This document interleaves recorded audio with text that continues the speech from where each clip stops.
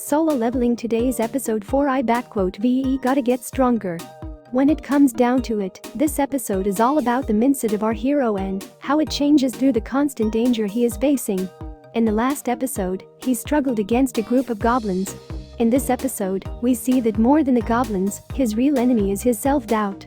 Despite leveling up, Jinwoo still thinks of himself as the world's weakest hunter. Therefore, he looks at the threats around him as if it were his old self facing them. Before, he had trouble defeating a single goblin. So last episode, despite them being far weaker than him, he feared them and lost the mental battle for most of the fight. But once he compared his current fear to that of the Double Dungeon's boss room, he was able to put it out of his mind and had little issue killing the whole group. In this episode, the same thing happens with the wolf. He compares it in his mind to the goblins who he still, incorrectly, feels are stronger than him and fears he can't win. However, this time, having a weapon in his hand gives him what he needs to unleash his true strength. But it's not that the weapon is super strong, it's simply a crutch that lets him overcome his lack of self-confidence. And when the pack comes at him in numbers, he once again recalls the fear he felt in the double boss room to help him fight on.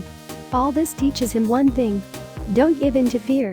So when his weapon is nearly broken and his newly attuned senses tell him there is a boss ahead that is far stronger than the other monsters he's faced, he knows that, logically, it's time to use the teleport stone and get out.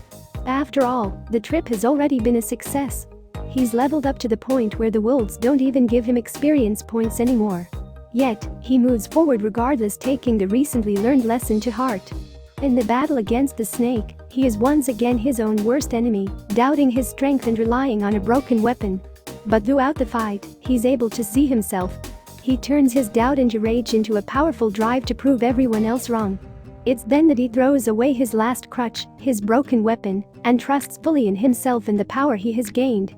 With that, he can do what the sword couldn't: pierce the snake's hide and deal a mortal blow. Yet, as the final scene shows, he's still not quite over his inferiority complex. Rather than accepting that he's so strong now that he was able to shatter the defenses of a golem in a single hit, he decides to believe that it had already been weakened beforehand, something even a D-rank tank could tell was not the case. So while this episode sees Jinwoo take massive steps toward being a confident hero, it's clear that this is going to be a process. Sometimes, you end up backsliding a bit. The important thing is to keep moving forward, no matter what. Juhi is in no way ready to be back on the battlefield, and trying to guilt her into fighting is only going to end up with people dead, either her or those she's supposed to be healing. Another episode, another weapon broken. Let's hope the Fang dagger lasts a bit longer. From what we see of his stats, it appears that he's continuing to dump everything into strength and letting the rest grow stronger naturally as he levels.